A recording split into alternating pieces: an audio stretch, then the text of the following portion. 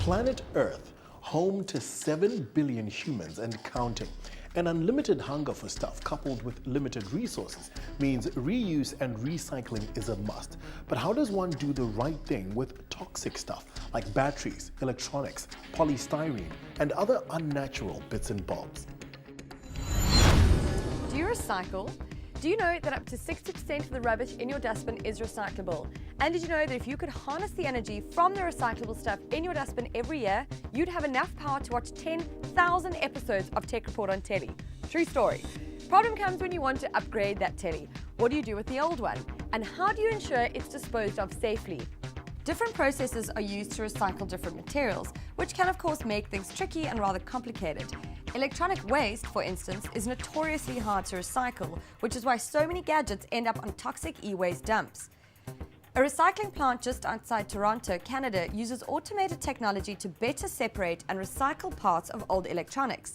The multi-million-dollar system allows for every single part of the electronics, even the dust created during the breakdown, to be recycled.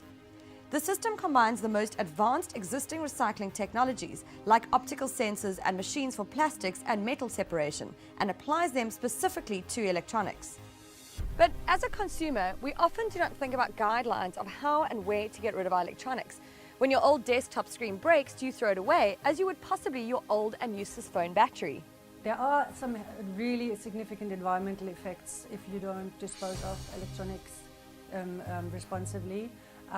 We have seen this a lot, especially in Western Africa, where it's a very informal operation. People burning cables. By burning cables, you're releasing a lot of toxins, dioxins from the plastics. The solder contains lead, so if people opening up equipment like hard drives, they're getting exposed to up to 37 different elements that our electronics are made of. And it can cause cancer, and also some of those metals are heavy metals, so if they accumulate in the environment, they can, for example, pollute a water body, render it undrinkable. We do have an e-waste problem in South Africa because people don't understand the consequences of consuming electronics. It's actually the fastest growing waste stream in the world, and it constitutes already about 10% in all our major metropoles of the waste stream that we throw into a landfill. The problem is that a lot of things that we buy are really designed for the dump.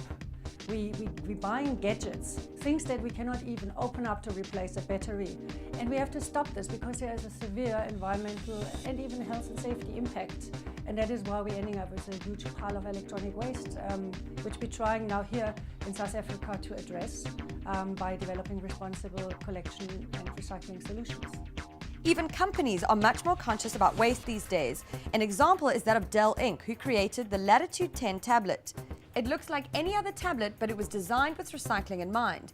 It includes clear labeling of parts for identification, minimal use of glues and adhesives, and convenient disassembly guides. This all made Dell Inc. the winner of the 2014 Design for Recycling Award. Businesses who want to become involved with responsible e-waste management in South Africa can do a lot. For example, contacting the Southern African E-Waste Alliance. This is an association of refurbishers and recyclers, even people who do waste to art. We have also academic institutions, and we're really trying to develop cutting-edge solutions for the collection and responsible recycling of electronic waste in South Africa. Interesting fact. Technology is also borrowing from nature as recyclers find out new ways to harvest electronic components and byproducts. It appears that bacteria is the answer to recycling polystyrene. Over 14 million metric tons of styrofoam is produced annually, most of which previously ended up in landfills due to a lack of an efficient system for recycling it. In 2006, science at the University College of Dublin found a bacterium that eats polystyrene foam and turns it into usable plastic. The foam is first heated without the presence of oxygen and converted into styrene oil. Then it is fed to the bacteria that convert it into PHA, a biodegradable plastic. No matter which way you look at it, we are custodians of the resources we use on our planet. Recycling is one of the best ways for you to have a positive impact on the world in which we live. Ignorance is no longer the go-to excuse, and with the digital era, there is no reason why you shouldn't know how to responsibly let go of the tech that makes your life the awesome joyride that it is.